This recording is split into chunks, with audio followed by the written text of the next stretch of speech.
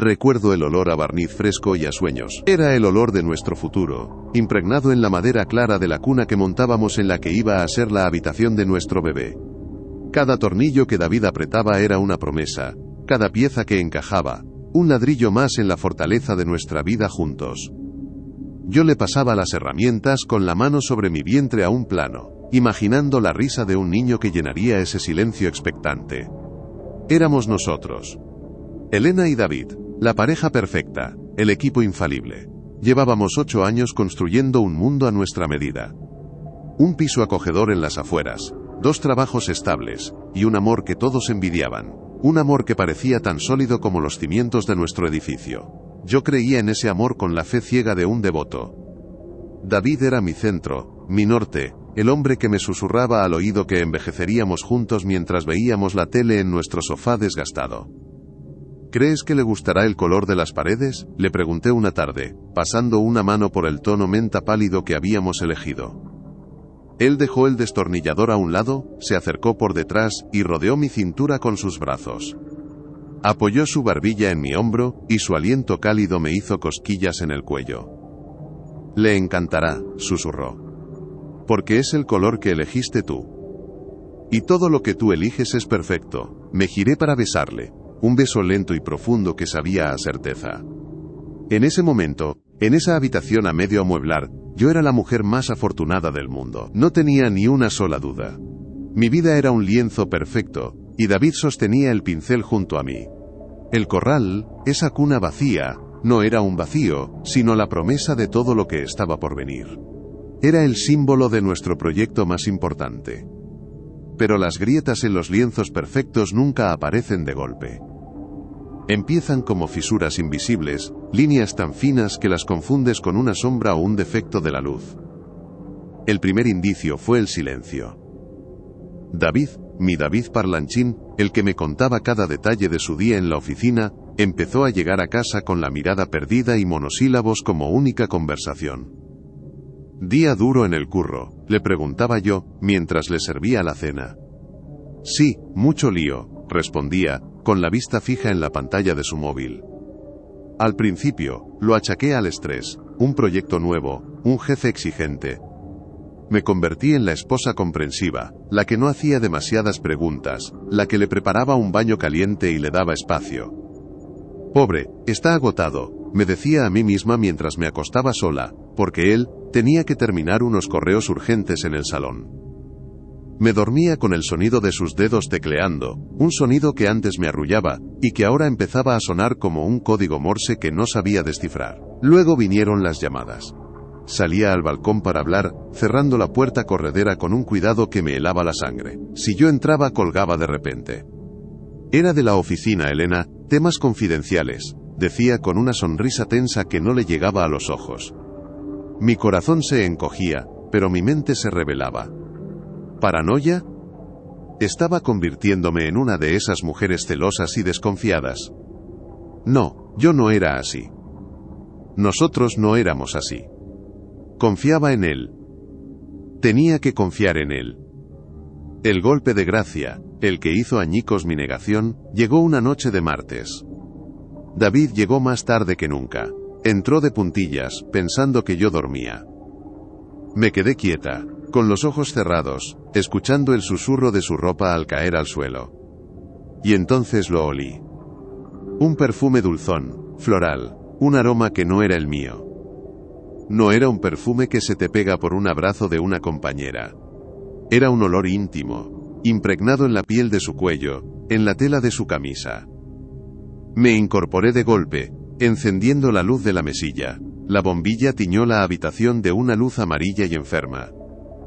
David se sobresaltó, con la camisa a medio quitar. Su rostro era una máscara de culpabilidad. «¿Qué es ese olor, David?», pregunté. Mi voz salió como un susurro roto, tembloroso. Él ni siquiera intentó mentir, quizás estaba demasiado cansado para ello.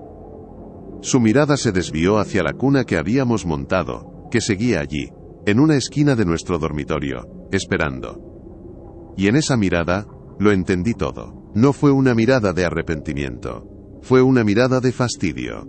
como si yo, mi pregunta, mi mera existencia, fuéramos un obstáculo en su camino.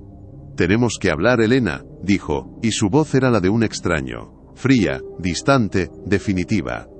El mundo se detuvo. El aire se volvió denso, pesado, imposible de respirar. Me senté en el borde de la cama, sintiendo el colchón hundirse bajo mi peso, como si todo mi cuerpo se hubiera convertido en plomo. «Hablar», repitió mi mente. Esa palabra, que antes era nuestro refugio, ahora sonaba como una sentencia de muerte. Lo miré, buscando desesperadamente un rastro del hombre con el que había montado esa cuna hacía solo unas semanas. No estaba. En su lugar había un hombre con los hombros caídos por el peso de un secreto que ya no quería guardar. «¿Quién es?», logré preguntar. La pregunta salió de mi garganta como un trozo de cristal. Se pasó una mano por el pelo, un gesto que antes me parecía encantador y que ahora me revolvía el estómago. «No hagas esto más difícil, Elena». «¿Más difícil? ¿Hacerlo más difícil?». Mi voz empezó a temblar, no de tristeza, sino de una incredulidad furiosa. «¿Llegas a casa a las tantas oliendo a otra mujer y me pides que no lo haga difícil? Dime quién es David». Suspiró, un suspiro largo y cansado, el suspiro de alguien que se quita un peso de encima. «Es Ana, Ana».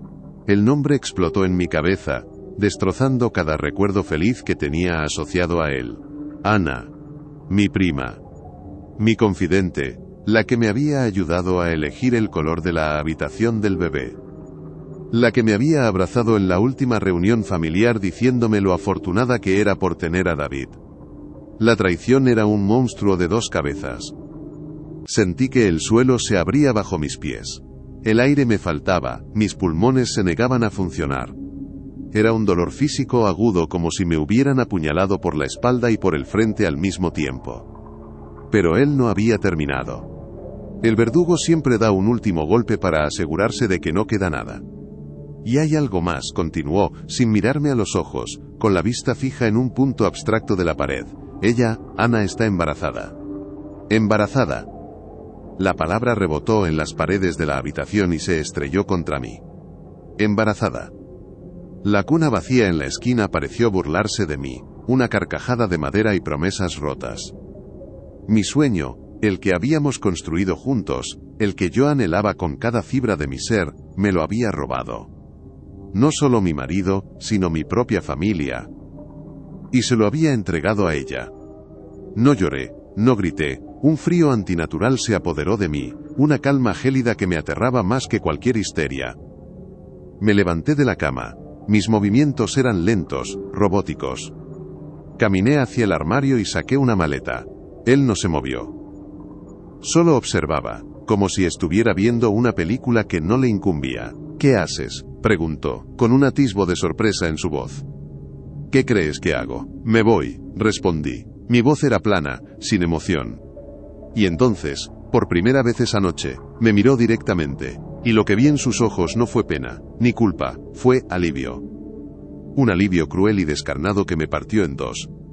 «No hace falta», dijo, «el piso está a mi nombre, el coche también. La cuenta del banco es conjunta, pero ya me he encargado de eso, es mejor que te vayas tú, empieza de cero». Cada palabra era un clavo más en mi ataúd. Me lo arrebató todo, no solo mi futuro, sino mi presente y mi pasado. Convirtió 8 años de mi vida en una mentira, en un decorado de cartón piedra. Me estaba borrando de la ecuación con una frialdad quirúrgica. Metí en la maleta lo primero que encontré, ropa interior, un par de vaqueros, una camiseta. No pensaba. Solo actuaba por instinto, como un animal herido que busca una madriguera para lamerse las heridas. Al pasar por la puerta del dormitorio, mi mirada se cruzó por última vez con la cuna. El corral vacío. Nuestro sueño. Su mentira. Mi ruina. Salí de esa casa, de mi casa, con la maleta en una mano y el corazón hecho cenizas en la otra. El clic metálico de la puerta al cerrarse a mi espalda fue el sonido más definitivo que he oído en mi vida. Era el punto y final. Me metí en mi viejo coche, el único bien que era exclusivamente mío. Conduje sin rumbo, con las luces de la ciudad desenfocándose a través de las lágrimas que ahora sí por fin empezaban a caer. Eran lágrimas calientes, rabiosas. Aparqué en un mirador desierto desde el que se veía toda la ciudad. Apoyé la frente en el volante frío y dejé que el dolor me rompiera. Grité. Grité hasta que me dolió la garganta, un grito animal, primitivo, por todo lo que había perdido: mi marido, mi hogar, mi familia, mi futuro. Él creía que me había destrozado. Estaba convencido de que me había dejado reducida a nada, una mujer sola con un corral vacío y un futuro en ruinas. Y en ese momento, en la oscuridad de mi coche, yo también lo creí. Pero mientras el último sollozo se ahogaba en mi pecho, y las lágrimas se secaban en mi cara, una certeza helada empezó a formarse en el epicentro de mi devastación. Él había construido su nueva vida sobre mi dolor. Había celebrado su victoria sobre mis escombros. Lo que él no sabía, lo que no podía ni imaginar, es que a veces, para construir el rascacielos más alto, primero tienes que arrasarlo todo hasta los cimientos. Y mi demolición acababa de empezar. Aquello no era un final, era el prólogo. Debería haberlo sabido. Debería haber sabido que las cosas demasiado perfectas siempre esconden una fractura. Mi vida con David era una de esas postales impecables que se compran en las tiendas de recuerdos. Una de esas que miras y piensas, nadie puede ser tan feliz. Pero yo lo era. O, al menos, me había convencido de ello con cada fibra de mi ser.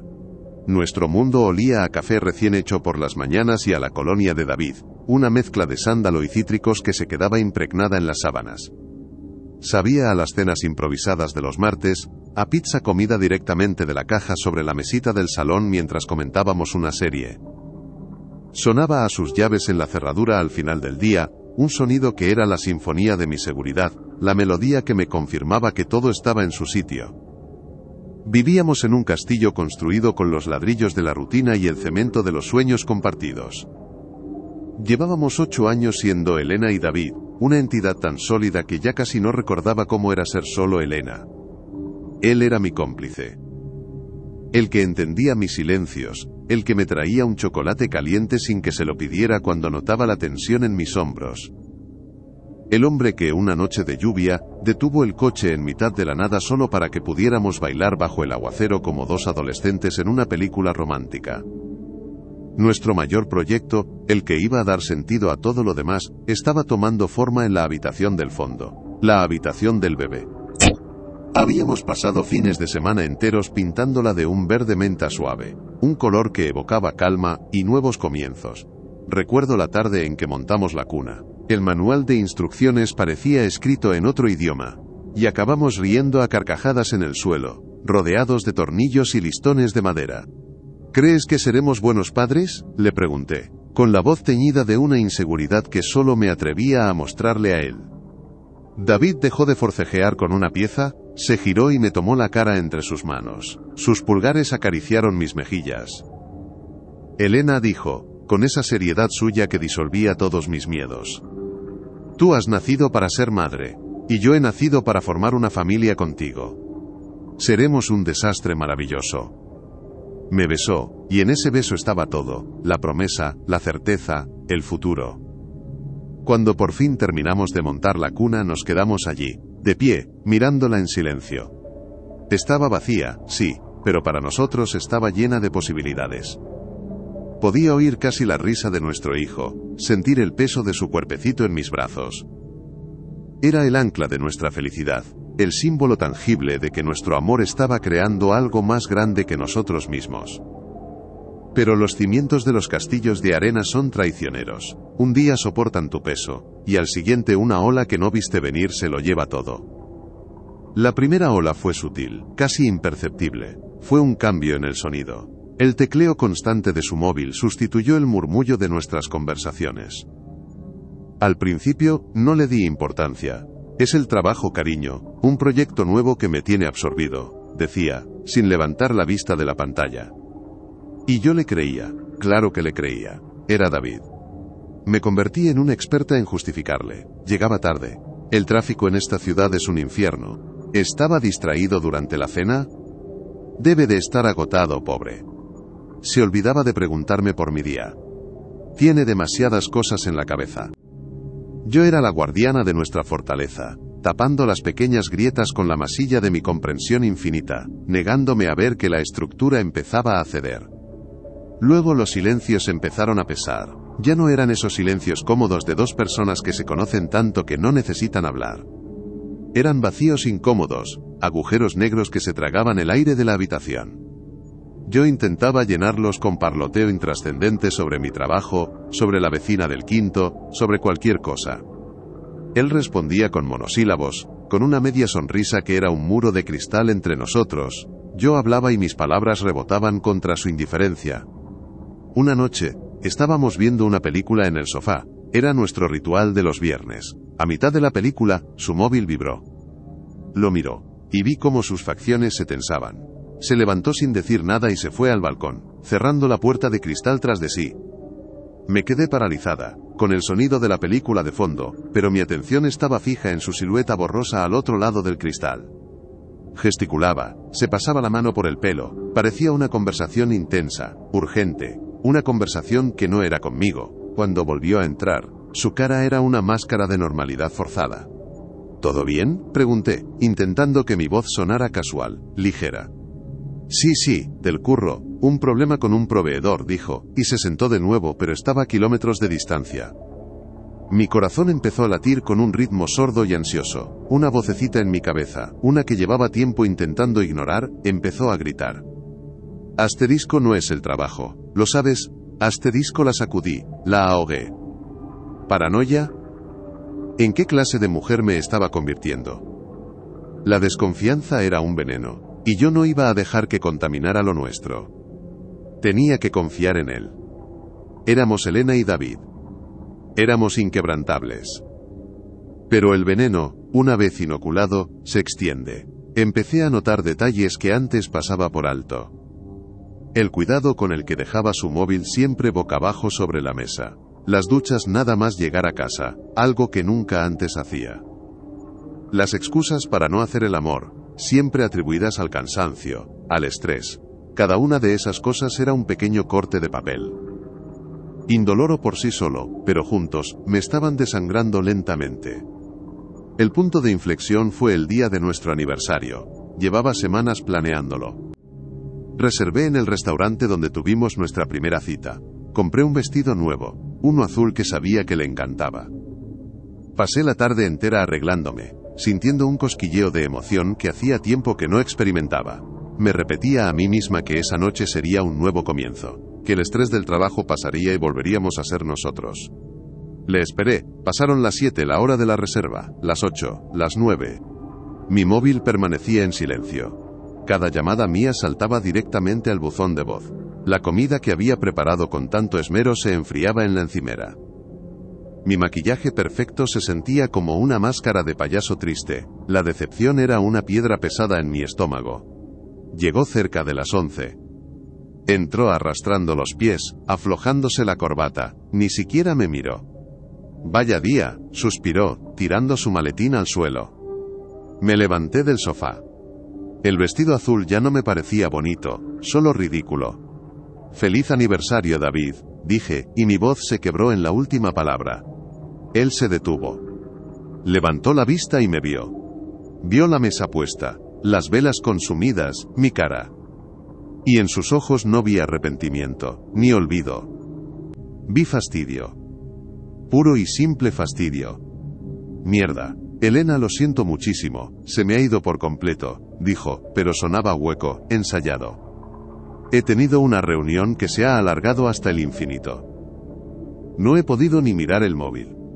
No le creí. Por primera vez, la venda que yo misma me había atado con tanto esmero se rasgó. Y la verdad que vislumbré detrás era aterradora.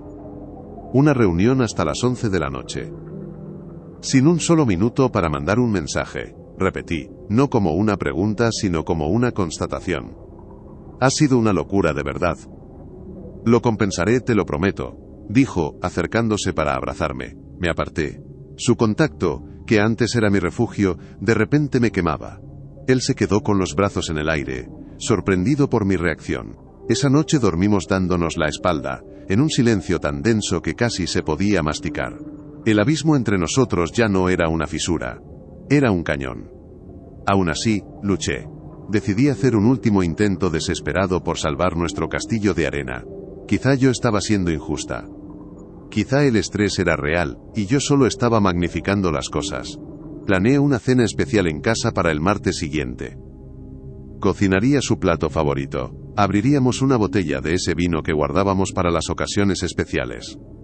Hablaríamos. Teníamos que hablar, que reencontrar el camino de vuelta el uno al otro. Pasé toda la tarde del martes en la cocina. El aroma del asado llenaba el apartamento, un aroma a hogar, a normalidad. Puse la mesa con la mejor vajilla, encendí unas velas. Me miré al espejo. Tenía ojeras, y una tristeza instalada en la mirada, que no sabía cómo borrar, pero me forcé a sonreír. Todo irá bien, me dije, esta noche todo se arreglará. Esperé, escuchando el tic-tac del reloj del salón, que parecía marcar el ritmo de mi corazón ansioso.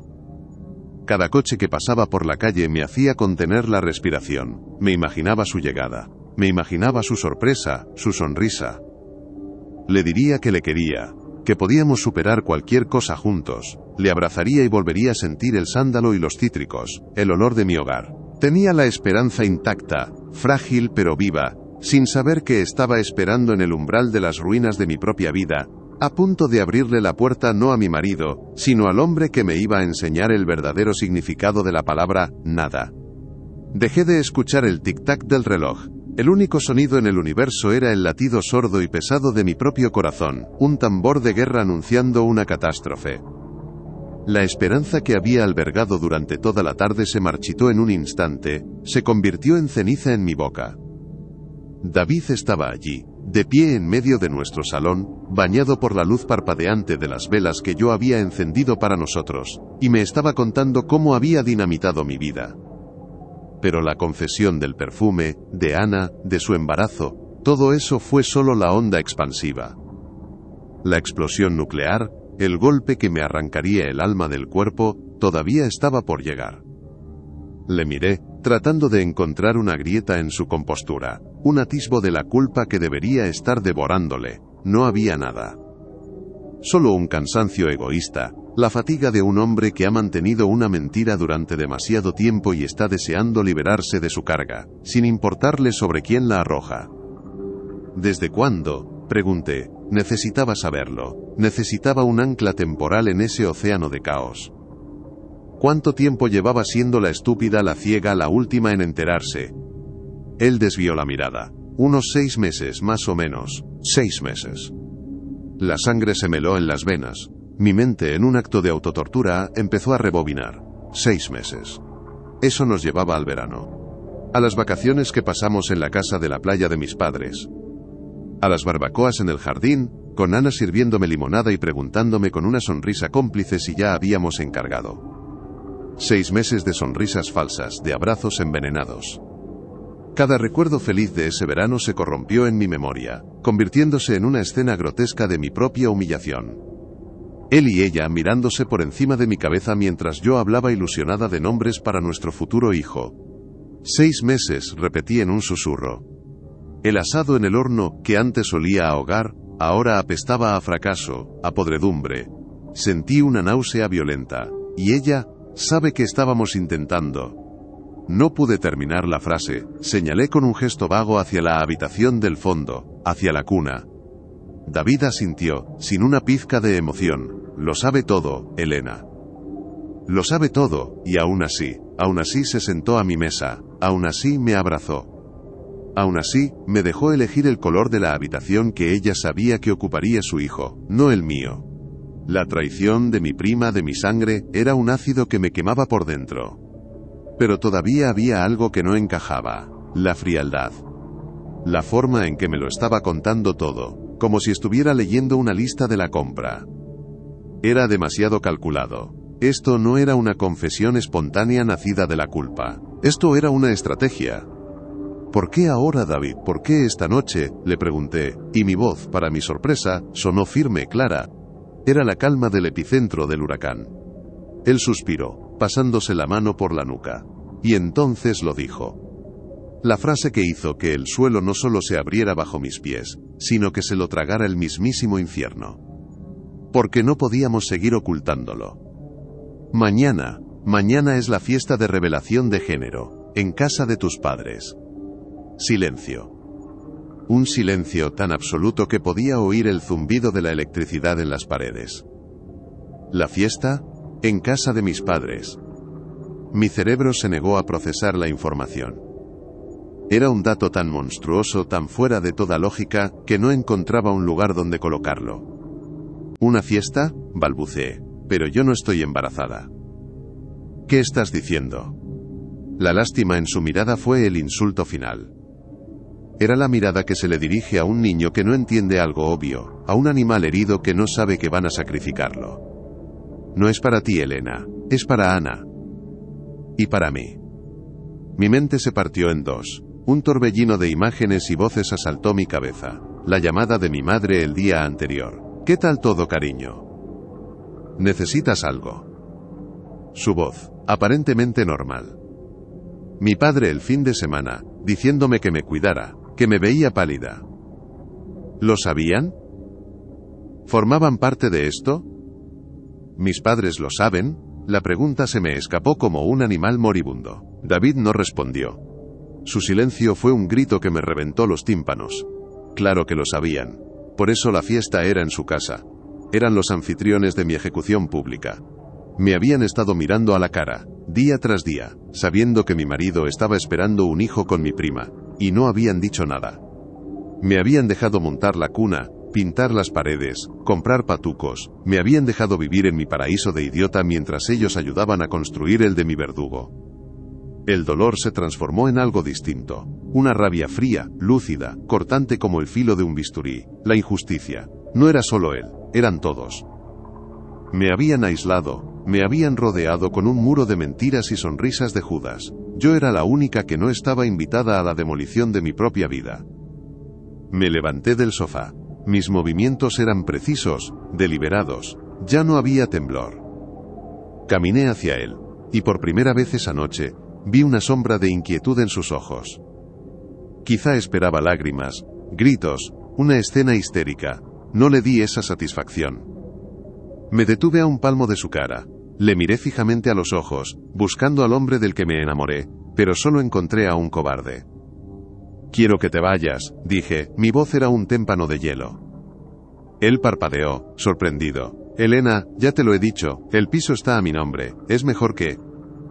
No, le interrumpí, no has entendido, no te estoy pidiendo que te vayas de mi casa, te estoy pidiendo que te vayas de mi vida, ahora mismo. Giré sobre mis talones y caminé hacia nuestra habitación, la habitación donde dormían mis sueños y sus mentiras.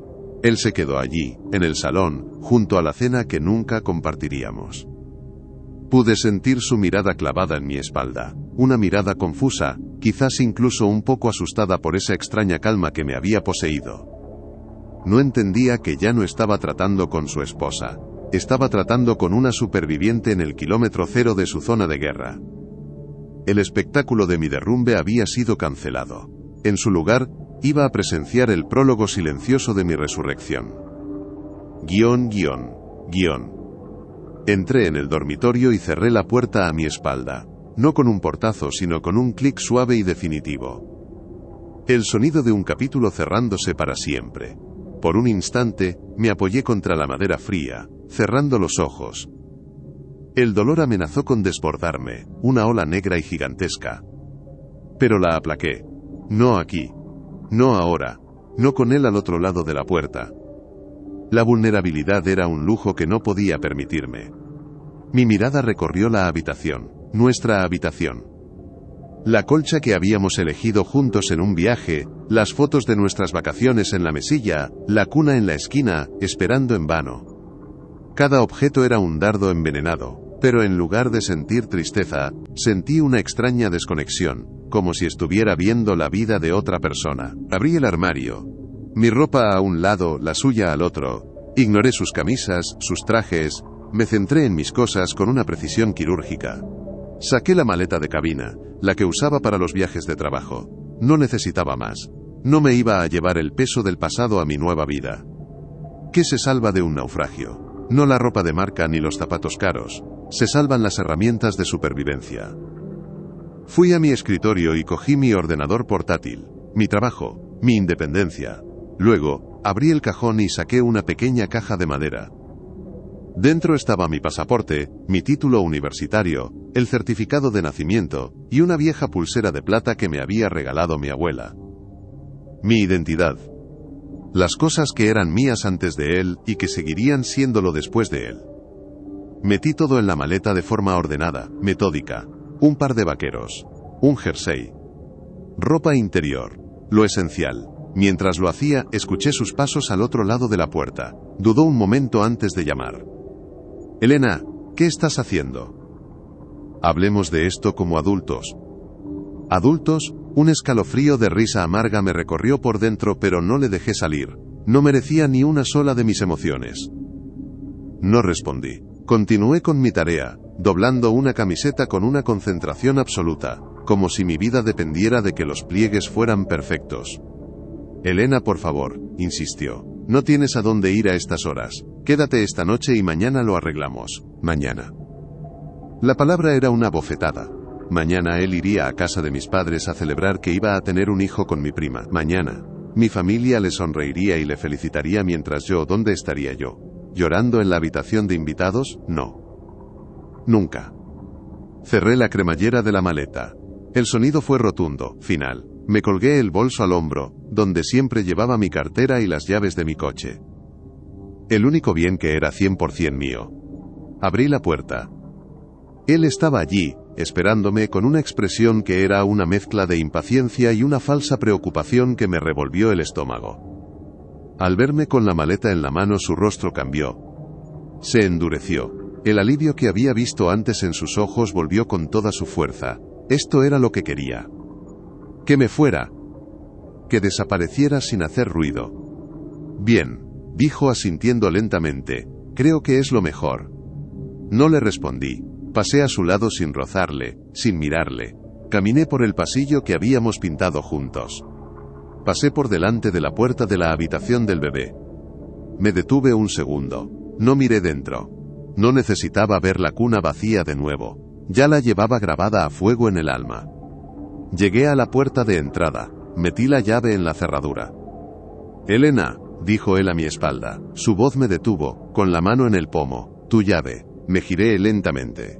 Estaba de pie en medio del pasillo, con los brazos cruzados, como un rey reclamando su castillo. Me estaba pidiendo que le entregara la última conexión física con la que había sido mi casa durante 8 años. Quería borrarme por completo. Lentamente, saqué mi llavero del bolso. Desenganché la llave del portal y la del piso. Caminé hacia la mesita que había junto a la entrada y las dejé allí. El tintineo metálico en la madera fue el sonido más solitario del mundo. Luego, sin decir una palabra más, abrí la puerta y salí. No miré atrás. El aire frío de la noche me golpeó la cara y fue como despertar de una pesadilla. El portal, el garaje, los movimientos eran automáticos. Me metí en mi coche y lo arranqué. El motor cobró vida con un rugido familiar y reconfortante. Era mi espacio seguro. Conduje sin rumbo, con la mente en blanco. Las luces de la ciudad se sucedían, borrosas, irreales. No lloraba, todavía no. La adrenalina y el shock me mantenían a flote en un mar de anestesia emocional. Pero sabía que la ola se acercaba. Finalmente, subí por una carretera sinuosa hasta un mirador que dominaba toda la ciudad. Aparqué en el rincón más oscuro. Apagué el motor y las luces. El silencio era total, roto solo por el zumbido lejano de la metrópolis que se extendía a mis pies como una alfombra de diamantes falsos. Y entonces, en la seguridad de mi soledad, en la oscuridad de mi coche, me permití romperme. No fue un llanto suave. Fue un desgarro. Un sollozo que nació en lo más profundo de mi vientre y subió por mi garganta como lava ardiente. Apoyé la frente en el volante frío y dejé que saliera todo. El dolor por David. La rabia por Ana. La traición incomprensible de mis padres. Grité. Grité hasta que la garganta me ardió. Un sonido inhumano, animal. El aullido de un ser al que le han arrancado todo. Él creía que me había aniquilado. Estaba convencido de que me había dejado con un corral vacío y un futuro hecho escombros. Y en ese momento, rota en 1000 pedazos, yo también lo creí. Pero cuando el último grito se extinguió y solo quedaron los ecos de mi dolor, algo cambió. Entre los restos humeantes de mi vida, una pequeña llama se encendió. Fría, dura y afilada como un trozo de hielo. Me había quitado el amor, la casa, la familia, me había dejado sin nada. Y al hacerlo, sin saberlo, me había dado el regalo más poderoso de todos. Me había dado la libertad. La libertad que nace de no tener absolutamente nada que perder. Se secaron mis lágrimas, pero no la determinación que empezaba a cristalizar en mis venas. Él había empezado la guerra. Pero sería yo, y solo yo, quien escribiría el final. Los primeros días fueron un borrón de supervivencia en estado puro. La noche del mirador me había vaciado por completo, dejándome como una cáscara hueca. Con el dinero que llevaba en la cartera y el depósito de gasolina lleno, me alojé en un hostal de carretera anónimo y gris. Uno de esos lugares de paso donde nadie hace preguntas. La primera noche la pasé en vela, mirando el techo desconchado, mientras el eco de la traición rebotaba en mi cráneo. Cada vez que cerraba los ojos, veía la sonrisa de mi madre, la mano de mi padre en el hombro de David, la mirada cómplice entre él y mi prima. Me habían extirpado de mi propia vida como un tumor, y lo habían hecho todos juntos, en familia. El dolor era una bestia física. A veces me despertaba con el corazón galopando, sin aire, convencida de que me estaba muriendo. Otras, me quedaba paralizada en la cama, incapaz de reunir la fuerza para enfrentarme a un día que no tenía forma ni propósito. Mi teléfono era un ladrillo silencioso. Lo apagué, no quería sus llamadas de falsa preocupación, sus mensajes calculados, el silencio era mi única defensa. A la semana, el dinero empezó a escasear. La necesidad me obligó a moverme. Alquilé un pequeño estudio en la otra punta de la ciudad, en un barrio obrero y ruidoso que no se parecía en nada a la tranquila zona residencial donde había vivido. Era una única habitación con una cocina minúscula y un baño con humedades. El colchón olía a tabaco y a tristeza ajena. Pero era mío. Era mi trinchera. Los primeros meses fueron un infierno de soledad. El silencio de ese piso era ensordecedor. Ya no había llaves en la cerradura, ni el sonido de sus pasos, ni el murmullo de la televisión. Solo el zumbido de la nevera y el latido de mi propio pulso. Comía de pie, cualquier cosa, solo para llenar el vacío. Adelgacé. Mi cara en el espejo del baño era la de una extraña, con ojeras profundas y una mirada que había perdido todo su brillo. Buscar trabajo fue una lección de humildad. Mi antiguo puesto en una pequeña empresa de marketing dependía de contactos que, de una forma u otra, estaban ligados a mi antigua vida. Tuve que empezar de cero. Envié cientos de currículums. Hice entrevistas humillantes para puestos muy por debajo de mi cualificación. Me enfrenté a la compasión condescendiente y al rechazo frío. Cada no era una confirmación de lo que David me había dicho. No era nada sin él. Su voz era un veneno que se había quedado en mi sistema, y luchaba contra él cada minuto de cada día. Finalmente, conseguí un trabajo como administrativa en un almacén de logística. El sueldo era bajo, el ambiente gris y el trabajo, monótono. Pero era un sueldo. Era una rutina. Me obligaba a levantarme, a ducharme, a vestirme. Me obligaba a hablar con gente, aunque fueran conversaciones triviales sobre el tiempo o el fútbol. Era un ancla, por precaria que fuera, en la tormenta de mi vida. La verdadera reconstrucción empezó sin que me diera cuenta. Sucedió una tarde de sábado. Caminaba sin rumbo por mi nuevo barrio, intentando matar las horas para que llegara la noche y pudiera refugiarme en el olvido del sueño. Pasé por delante de un pequeño local con los cristales manchados de barro. Un cartel escrito a mano decía, taller de cerámica, clases de iniciación. Me detuve. Siempre me había gustado el arte pero nunca me había atrevido. Siempre había una excusa, siempre había otros planes. ¿Y por qué no? ¿Qué tenía que perder? Entré. El lugar olía a tierra húmeda, a arcilla, un olor primario, real. Una mujer mayor, con el pelo blanco recogido en un moño y las manos cubiertas de barro seco, me sonrió. Se llamaba Clara. Su mirada no tenía lástima, solo una curiosidad tranquila. Me apunté a la clase de esa misma tarde.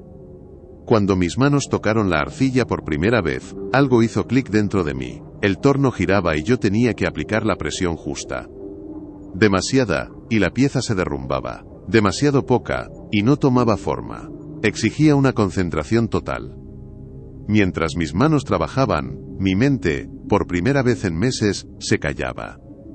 No había espacio para David, ni para Ana, ni para la traición. Solo estaba yo, el barro y el movimiento giratorio. Al final de la clase, había conseguido crear un cuenco deforme y torpe. Era feo, imperfecto, pero lo había hecho yo. Con mis propias manos, a partir de un trozo de lodo sin forma, lo sostuve y sentí un orgullo diminuto, pero real. Era la primera cosa nueva que creaba desde que mi vida se había hecho añicos. El taller se convirtió en mi santuario. Iba 2-3 veces por semana. Clara se convirtió en una confidente silenciosa.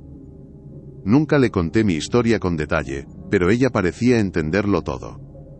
La arcilla guarda la memoria, me dijo un día. Si estás enfadada, la pieza se rompe.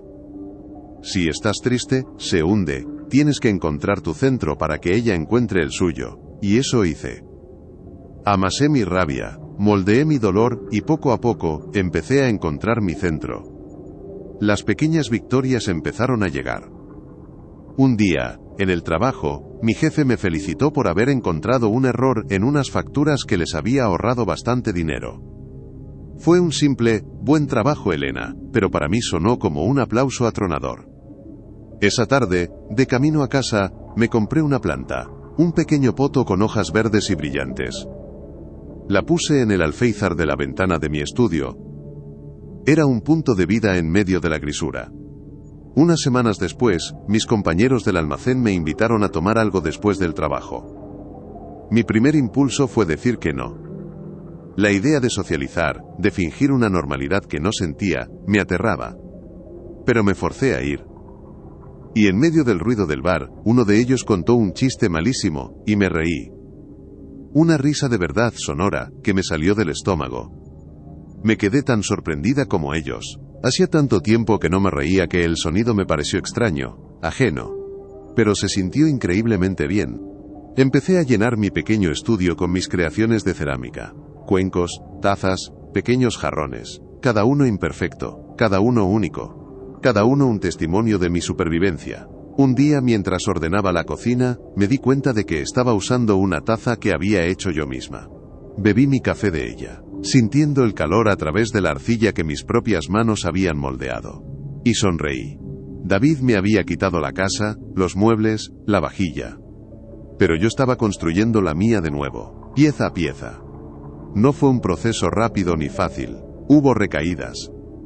Noches de insomnio, días en los que el peso del pasado era demasiado grande. Pero ya no me hundía. Había aprendido a nadar en la tristeza. Lloraba cuando lo necesitaba, pero luego me secaba las lágrimas, me ponía el delantal y me iba al taller a mancharme las manos de barro. Estaba aprendiendo que la felicidad no era la ausencia de dolor, sino la capacidad de seguir adelante a pesar de él. Estaba renaciendo, no de las cenizas de mi antigua vida, sino del barro fértil de mi propia resiliencia. El corral vacío seguía siendo una cicatriz en mi memoria, pero ya no era un abismo. Ahora era solo el recuerdo de un edificio que tuvo que derrumbarse para que yo pudiera construir con mis propias manos un hogar de verdad. Pasaron 5 años. 5 años que transformaron el paisaje de mi vida de una forma que nunca habría creído posible. El pequeño y lúgubre estudio dio paso a un piso luminoso con un pequeño balcón, donde mis plantas ahora crecían exuberantes. El trabajo monótono en el almacén se convirtió en un trampolín. Estudié por las noches, me saqué un par de certificaciones y conseguí un puesto como jefa de compras en una empresa de diseño. Mi pequeño hobby con la cerámica se había convertido en una pasión que llenaba mi tiempo libre, y mis estanterías estaban repletas de piezas vibrantes y llenas de vida. Mi vida era tranquila, plena y silenciosamente feliz. Y no estaba sola. Hacía 2 años que había conocido a Marcos. Lo conocí de la forma más inesperada, en una librería, discutiendo sobre el final de una novela. Era arquitecto, un hombre tranquilo con una risa fácil y una mirada que veía a la Elena de ahora, no a los fantasmas de la Elena de antes. Con él, el amor no fue un huracán, sino una llovizna cálida y constante. Era un amor basado en el respeto, en la comunicación, en construir algo juntos sin que ninguno de los dos tuviera que renunciar a ser el mismo. Era el tipo de hombre que te traía un café a la cama por la mañana y escuchaba en silencio mientras le contabas tus miedos, sin intentar solucionarlos, solo estando ahí. Por primera vez en mucho tiempo, me sentía completamente segura. Una noche de martes, estábamos en la cocina. Yo preparaba la ensalada mientras Marcos terminaba una salsa para la pasta. Sonaba jazz suave en un altavoz y la luz del atardecer entraba por la ventana, tiñéndolo todo de un color dorado. Era una escena de una domesticidad pacífica y perfecta. Mi móvil, que estaba sobre la encimera, vibró. Era un mensaje de WhatsApp, de un número que no tenía guardado. Lo cogí sin darle importancia, pensando que sería alguna publicidad. Elena, soy David, por favor, necesito hablar contigo, solo 5 minutos. Leí el mensaje una vez, 2 veces. El nombre David parecía pertenecer a otra vida, a una película en blanco y negro que había visto hacía mucho tiempo. Mi corazón no se aceleró. Mis manos no temblaron. La única sensación que tuve fue una ligera extrañeza, como encontrar un objeto de tu infancia en el fondo de un cajón. ¿Todo bien, cariño?, preguntó Marcos, al ver que me había quedado quieta. Levanté la vista del teléfono y le sonreí. Sí, todo bien. Un número equivocado, y en ese momento supe que era verdad. Era un número equivocado, llamando a una persona que ya no existía. La curiosidad de esa pequeña víbora intentó asomar la cabeza. ¿Qué querría? ¿Por qué ahora, después de 5 años de silencio absoluto? Una parte de mí, la parte más oscura y herida, quería saber si su vida era un desastre. Quería saber si el karma le había devuelto el golpe. Una amiga en común, con la que había retomado el contacto con mucha cautela, me había contado fragmentos a lo largo de los años. Que el negocio del padre de Ana, donde David había entrado a trabajar, había quebrado estrepitosamente, que vivían ahogados por las deudas. Que la postal perfecta que habían construido sobre mi ruina se había derrumbado. Pero mientras miraba la pantalla del móvil, la imagen de un David arruinado y suplicante no me produjo ninguna satisfacción. No sentí el dulce sabor de la venganza. Sentí nada, un vacío. Su drama ya no era mi drama, su caos ya no podía tocar mi paz. Imaginé la conversación, sus excusas, sus lamentos calculados. Me di cuenta de que eras el amor de mi vida. Intentaría apelar a la mujer que fui, a la Elena que le habría perdonado cualquier cosa. Pero esa mujer había muerto aquella noche en el mirador, y yo misma había enterrado sus restos. Marco se acercó y me rodeó la cintura con sus brazos, apoyando la barbilla en mi hombro para mirar qué cocinaba. «Huele bien, ¿eh?», susurró. Su aliento olía a vino tinto y a hogar. Me giré y le besé, un beso tranquilo y lleno de certezas. Con él abrazándome, volví a mirar el teléfono. Vi el mensaje de David, y detrás de él, vi todo lo que había construido en esos 5 años. Vi las clases de cerámica, el primer sueldo, la risa con mis nuevos amigos, la compra de mi primera planta, el beso de Marcos. Mi vida, una vida construida ladrillo a ladrillo, no sobre la venganza, sino sobre el perdón. Pero no el perdón hacia él. El perdón hacia mí misma. Por haber confiado ciegamente, por haberme anulado, por no haberme dado cuenta de mi propio valor. Mi victoria final no sería una respuesta ingeniosa. No sería restregarle mi felicidad por la cara. No sería verle humillado. Mi victoria era mucho más simple y, a la vez, infinitamente más poderosa. Mi victoria era mi indiferencia. Con el pulgar, mantuve pulsado su mensaje. Aparecieron las opciones. No leí el mensaje de nuevo. No dudé. Pulsé, bloquear. Y luego, eliminar chat. Desapareció. Así de fácil. Un fantasma exorcizado con un simple gesto. La pasta está lista, dijo Marcos sonriendo. Voy a poner la mesa, respondí. Dejé el móvil en la encimera y me di la vuelta, caminando hacia la vida que había elegido, hacia el hombre que me respetaba, hacia la paz que tanto me había costado ganar. David me había arrebatado todo creyendo que me dejaba sin nada, sin entender que, al hacerlo, me había dado la oportunidad de encontrarlo todo. El amor propio. La fuerza. La libertad de saber que la única persona que necesitas para reconstruir tu mundo, eres tú misma. Él podía seguir de rodillas en el pasado, suplicando a un fantasma. Yo ya estaba en casa, sentada a la mesa, a punto de disfrutar de mi presente, y sabía, con una certeza absoluta, que era delicioso.